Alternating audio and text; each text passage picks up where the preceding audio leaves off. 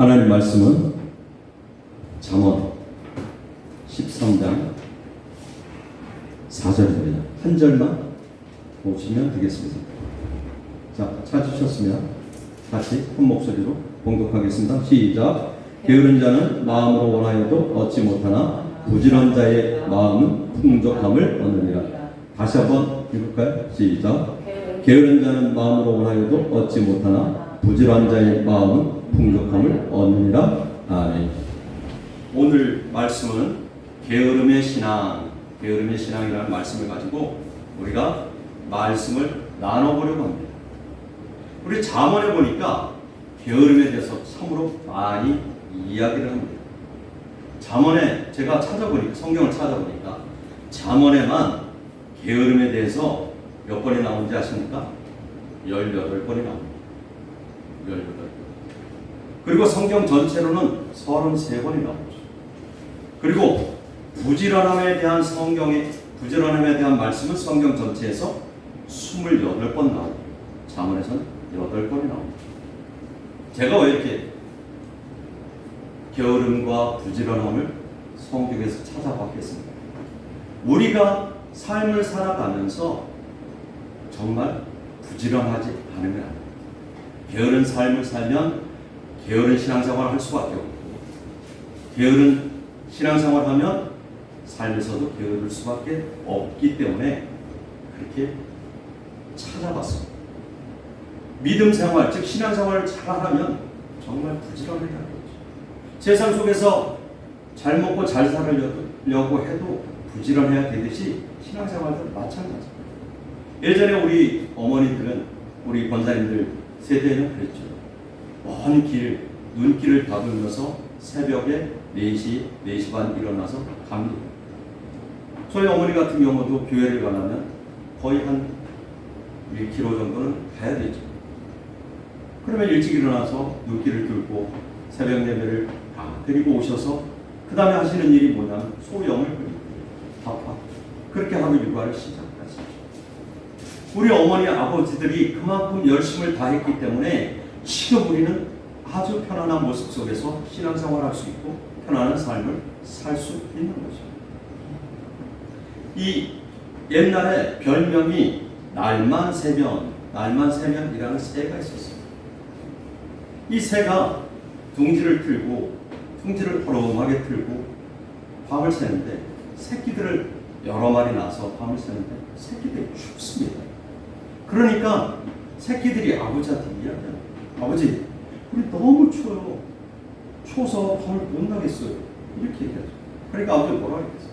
날만 새면 내가 집 새로 져줄게. 따뜻한 집 져줄게. 이렇게 얘기하죠. 날이 샜습니다. 그리고 또 아버지가 다른 일을 하다가 잊어버렸어요. 또 저녁이 되고 밤이 되고 또 춥습니다. 새끼들이 아버지요, 날만 새면 새 집 져준다며요. 따뜻한 집 져준다며. 알았어. 내가 날만 새면 하루 날만 새면 해줄게. 그리고 또 날이 새죠. 오전이 지나갔습니다. 오후가 됐습니다. 새끼들이 물어보죠. 아빠, 오전이 지났어. 오후가 됐는데 빨리 새 집 줘야 되잖아. 따뜻한 집 줘야 되잖아. 그거 금방 져. 금방 새니까 걱정하지 마. 그러다가 또 밤이 됐어. 그러니까 또 새끼들이 얘기하죠. 아빠, 어떻게 하려고 하는 거야? 우리 얼어 죽겠어. 서로 부들부들 떨다가 다 얼어 죽고 말았어요. 날만 새면 하다가 결국은 자식까지 얼어 죽고 말았던 것이죠. 잠언 19장 15절을 보면 게으름이 사람을 깊이 잠들게 하나니 태만한 사람은 죽일 것이니라 라고 이야기하죠. 그렇다면 게으름을 이기고 부지런한 삶을 살려면 어떻게 해야 되고 왜 게으르면 안 되는지를 우리가 한번 나눠보려고 합니다. 첫 번째, 게으름의 진정한 의미는, 게으름은 나태함과 비슷한 말이죠. 게으름은 스스로 행하거나 발휘할 수 있는 능력이 있음에도 불구하고 행하거나 발휘하기를 싫어하는 것, 이것을 게으름이라고 국어사전은 이야기하고 있습니다. 다시 읽어드릴게요. 게으름은 스스로 행하거나 발휘할 수 있는 능력이 있음에도 불구하고 행하거나 발휘하기를 싫어하는 것을 게으름이다, 이렇게 정의를 하고 있습니다.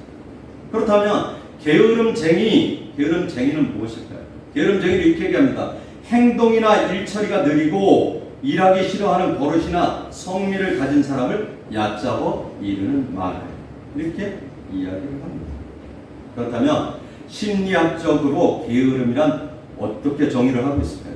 심리학적으로 게으름이란 자존감 부족, 다른 사람의 긍정적인 인식 부족, 낮은 자신감에서 비롯된 규율 부족, 활동에 대한 관심 부족, 또는 활동의 효능에 대한 믿음의 부족을 반영할 수 있다.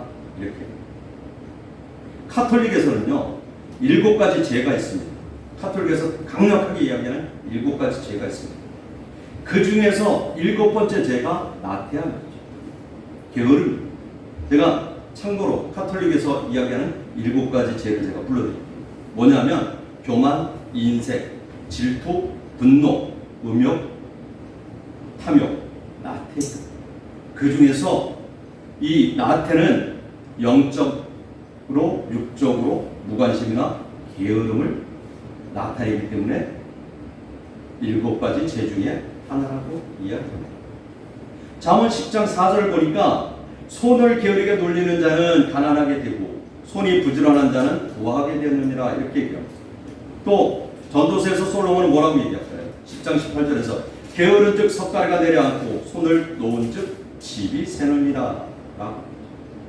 그렇다면 예수님은 게으름에 대해서 어떻게 정의를 하고 있을까요? 마태복음 25장 26절에서 그 주인이 대답하여 이르되 악하고 게으른 종아, 나는 심지 않은 데서 거두고 해치지 않은 데서 모으는 줄을 내가 알았느냐라고 이야기합니다. 불교에서도 게으름에 대해서 이야기를 하죠. 불교에서 게으름에 대해서는 이렇게 얘기해요. 카우시디아 이렇게 얘기합니다. 이 카우시디아는 눕거나 뻗거나 미루고 덕스러운 활동에 열정을 갖지 않거나 참여하지 않는 등 불건전한 행동에 집착하는 것을 카우시디아라고 이야기하면서 불교에서 게으름을 정의하고 있습니다. 자, 구체적으로 게으름을 4가지로 정의를 한 분이 있습니다. 우리는 이 4가지 중에 몇 가지가 속하는지 한번 생각해 봤으면 좋겠습니다. 첫째, 방향성이 없이 똑같은 하루를 반복해 사는 것. 두 번째, 중요한 일을 뒤로 한 채 사소한 일에 매달리는 것. 세 번째는 완벽주의라는 덫에 빠져 결정을 끝없이 미루는 것. 네 번째는 늘 바빠 보이지만 실속은 없고 능력이 됨에도 불구하고 도전하지 않는 것을 게으름이라고 이야기하고 있습니다. 여기서 우리는 하나도 속하지 않았으면 엄청 게으른 사람입니다. 그러나 여기 중에 4가지 다 속했다면 정말 게으른 사람입니다. 두 번째는 게으르면 안 되는 이유. 4번째는 게으르면 안 되는 이유. 왜 게으르면 안 되는지 그것을 우리가 한번 나눠보려고 합니다. 게으르면 안 되는 이유는 하나님은 새벽에 일하시기 때문에 그렇습니다. 그래서 출애굽기 14장 24절을 보니까 새벽에 여호와께서 불은 기둥 가운데서 애굽 군대를 보시고 애굽 군대를 어지럽게 하시며 이렇게 얘기했죠. 자, 출애굽했어요. 홍해가 갈라졌습니다. 애굽 군대가 막 쫓아오죠. 그리고 이스라엘 백성들은 홍해를 넘어서 건너갔죠. 그리고 애굽 군대가 이스라엘 백성들을 쫓아서 홍해가 갈라졌으니까 따라 들어갑니다. 그때가 지금 새벽이에요. 그 새벽에 하나님이 물을 다시 채운 거죠. 그래서 다 수장된 것을 이야기하죠. 우리가 너무 잘 아는 말씀이 있습니다. 여호수아서 6장 15절을 보니까 여리고 성이 무너질 때 일주일 동안을 한 바퀴씩 돌죠. 그리고 마지막 날 7바퀴를 도는데 이때가 언제냐면 새벽입니다. 이렇게 얘기하죠. 7째 날 새벽에 그들이 일찍이 일어나서 전과 같은 방식으로 그 성을 보니 여리고 성이 본 거죠. 시편 46편 5절에서 다윗은 뭐라고 얘기합니까? 새벽에 하나님이 도우시리로다. 또 열왕기상 11장 28절을 보니까 이렇게 얘기합니다. 이 사람 여로보암은 큰 용사라 솔로몬이 이 청년의 부지런함을 보고 세워 요셉 족속의 일을 감독하게 하여 그 부지런함을 보고 솔로몬이 요셉 족속을 감독하게 했는데 결국은 북이스라엘의 왕이 된 거죠. 이렇게 부지런해야 사람도 쓰고 하나님도 쓰는 것입니다. 게으른 사람은 항상 부족함과 모자람이 있을 수밖에 없고요. 게으른 사람은 자신을 점점 더 멸망의 늪으로 빠져들고 있음을 깨닫지 못하는 것입니다. 게으름을 이기는 것, 이것도 영적 전쟁입니다. 자신과의 싸움이죠. 그래서 기도하지 못하는 것, 게으름 때문에. 예배와 찬양에 집중하지 못하는 것, 게으름 때문에. 그러니까 우리는 게으르면 안 되죠. 그렇죠? 자, 게으름의 진단표 10가지가 있습니다. 제가 이거 많이 찾았습니다. 게으름의 진단표 4가지가 거기에 속하면 게으름의 증후군이 조금 있고 4가지 이상, 6가지 이상이면 게으름, 병적 게으름이라고 이야기합니다. 잘 보십시오. 첫째, 지난 6개월 동안 게으름에서 벗어나야 한다는 생각을 반복하고 있다. 두 번째, 난 너무 게을러 라는 지적을 종종 받고 있다. 세 번째, 난 게을러서 못해 라며 맡겨진 일이나 할 일을 자주 피하고 있다. 네 번째, 게으름이 삶 전체의 영역으로 확산되고 있다.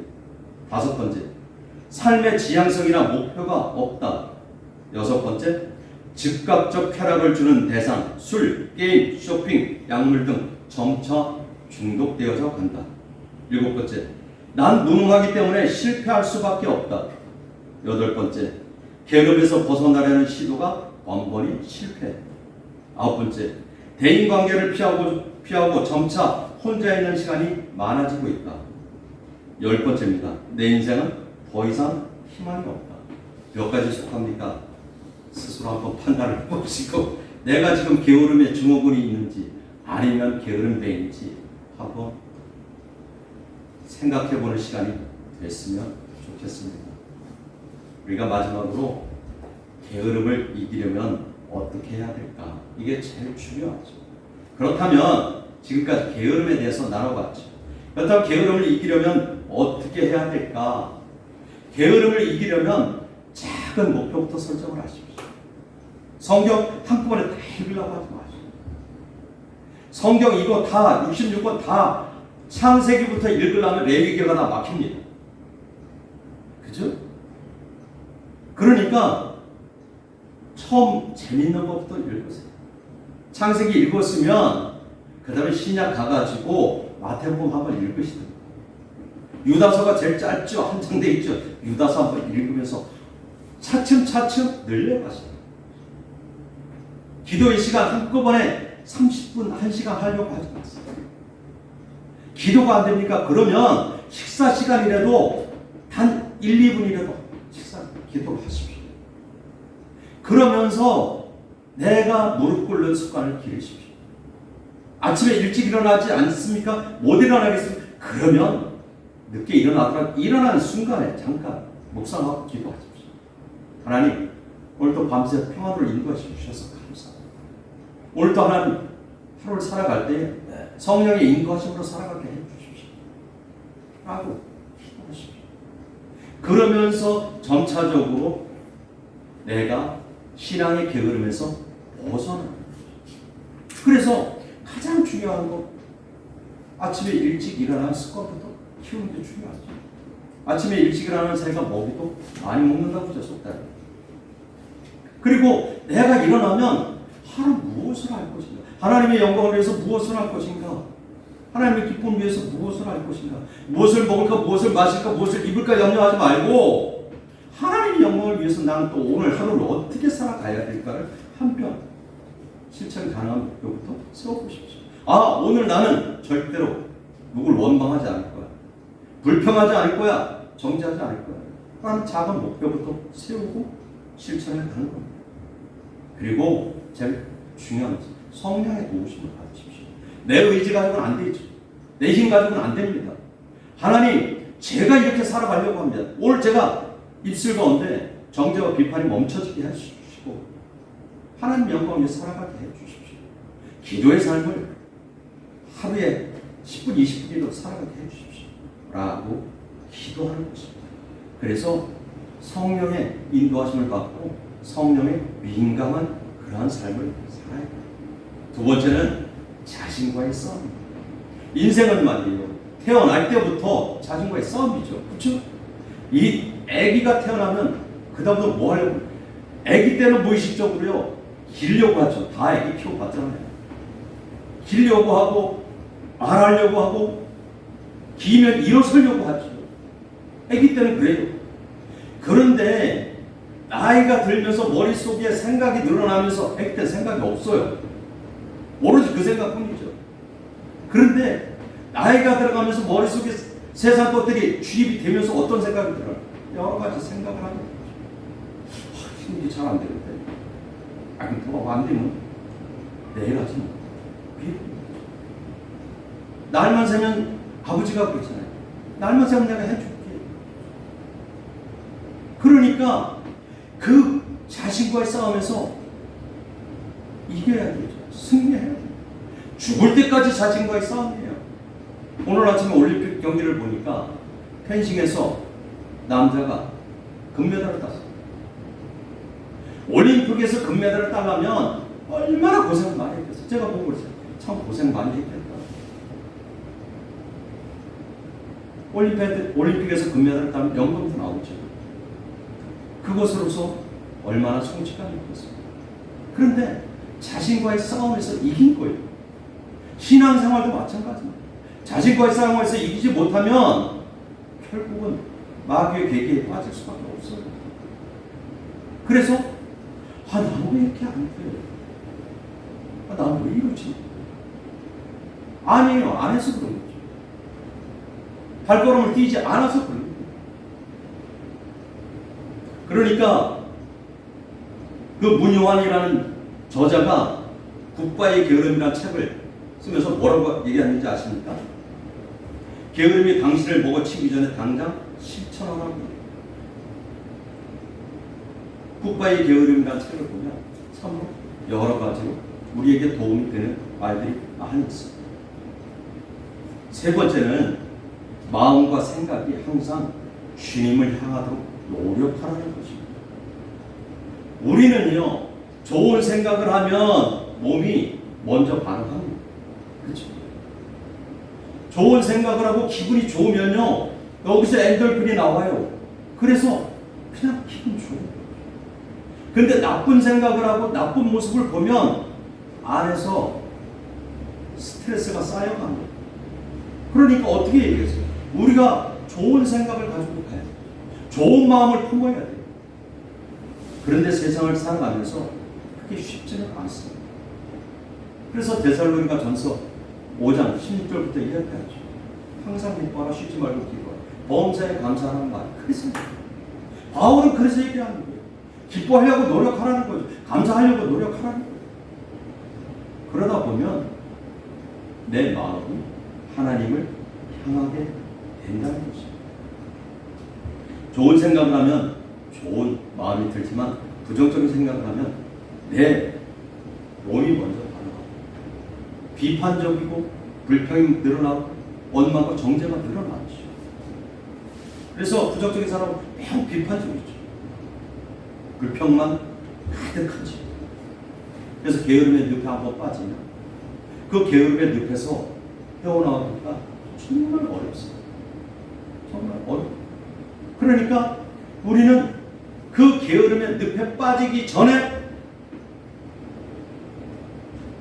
부지런함으로 깨우쳐야 되죠. 그리스 신화에서 이렇게 합니다. 잠은 죽음의 친구다 라고 그리스 신화에서는 그렇게 이야기합니다. 그리고 마르쿠스 아우렐리우스는 뭐라고 하냐면 명상록에서 이렇게 얘기했어요. 내가 너의 소명을 다하기 위해 이 세상에 온 목적이 위에 일어났는데 그게 뭐냐면 이 세상이 나온 목적, 이게 뭐냐? 은총을 받는 순간 아침에 일찍 일어나는 게 뭐냐? 은총을 받기 위해서 일찍 일어나는 거죠. 그리고 아침 일찍 일어나면 그 시간이 소명의 기적의 시간이다 라고 이야기를 좀 더 이야기하면 심리학자 닐 피오레 박사는 이렇게 얘기하죠. 미루는 습관 지금 바꾸지 않으면 평생 똑같다. 그러면서 미루는 습관 이유 세 가지를 이야기합니다. 첫째, 두려움 때문에 미루게 됩니다. 두 번째, 목표가 막연하여 어디서부터 어떻게 시작해야 될지 몰라서 미루게 됩니다. 세 번째는 막판까지 몰리면 자신의 잠재력이 극대화되어 결국 해낼 수 있을 것이라는 근거 없는 믿음 때문입니다. 미움에 중독되면요, 어떤 일이든 성공할 수 없습니다. 시작하지 않으면 아무것도 일어나지 않고 출발하지 않으면 갈 수 있는 곳이 아무것도 없습니다. 탈무드 속담에 이런 이야기가 있습니다. 인간을 지배하는 것은 운명이 아니라 자신의 마음가짐입니다. 정신의 게으름은 육체의 게으름보다 크다라고. 또 다른 속담이 이런 말도 있죠. 부르는 돌은 이끼가 끼지 않는다. 잘 이해가, 젊은 사람 이해가 안 갈 수 있는데, 볼에 이끼가 끼잖아요. 한 군데 계속 멈춰 있으면 이끼가 끼입니다. 그런데 계속 불러가면 이끼가 안 끼죠. 그래서 하나님의 자녀는 부지런해야 돼요. 하나님의 자녀는 새벽형이 되어야 돼요. 하나님의 자녀는 될 수 있으면 일찍 자야겠죠. 왜요? 새벽에 일어나야 돼요. 일상생활에서 부지런한 사람은요, 신앙생활에서도 부지런하죠. 그런데 일상생활에서 게으른 사람은요, 신앙생활에서도 게으름과 나태함 속에 빠져 있을 수밖에 없다는 거예요. 그리고 그런 사람은요, 기도하기를 주저하고 성경을 읽기를 주저. 내일 읽으면 되지. 내일 이만큼 읽으면 되지. 미루게 되죠. 또한 예배 가운데서도 게으른 사람은요, 적극적이지 않고 습관적이고 관습적이며 하나님의 일 가운데서도 수동적이고요, 피동적인 모습을 보이고, 이게 게으른 사람의 모습입니다. 그러나 믿음 생활에 부지런한 사람은 깨어있는 삶이고 하나님 안에 거하는 삶이고 하나님과 동행하는 삶입니다. 그렇다면 게으른 신앙의 삶은 기도하지 않아요. 신령과 지정으로 예배하지 않아요. 말씀을 가까이 하지 않는 것도 게으름의 삶이죠. 가장 중요한 것은 중심에 하나님이 없는 믿음을 사는 것. 내가 예배를 드리긴 드려요. 기도는 하긴 합니다. 그런데 그 안에 하나님의 살아 역사심이 느껴지지 않아요. 이것도 게으름의 신앙생활입니다. 말씀을 듣는데 감동이 없어요. 찬양을 하는데 느낌이 없어요. 왜? 내 신앙생활은 게을러서. 우리는 이 게으름의 신앙을 탈피해야 돼요. 벗어나야 돼요. 그래야 하나님 앞에 올바로 설 수 있죠. 원래 예전에는 기독교인들이 상당히 부지런하다고 했어요. 그렇죠? 권사님들 두 분 계시죠? 엄청 부지런한 사람들, 기독교인들이에요. 새벽형 인간이라고까지 얘기하죠. 그런데 지금은 점점 더 퇴색돼가고 있습니다. 제가 제 자신도 너무 신앙생활이 게을러서, 그래서 제가 오늘 이 설교 제목을 정했습니다. 내가 먼저 변해보자. 목사가 게으른 신앙생활에서 어떻게 성도님들 변화시킬 수 있겠냐 라는 생각이 들어서 이 게으름에 대한 설교를 준비하게 됐습니다. 오늘 짧게 말씀을 전했지만 나의 신앙생활에 한번 점검해야 할 거고, 행여라도 내가 게으른 신앙생활이 되어지고 있다면 다시 한번 나를 깨우쳐서 좀 더 부지런한 신앙생활을 해서 하나님 앞에 귀하게 쓰임받고 칭찬받는 우리 모두가 되었으면 좋겠습니다. 아멘.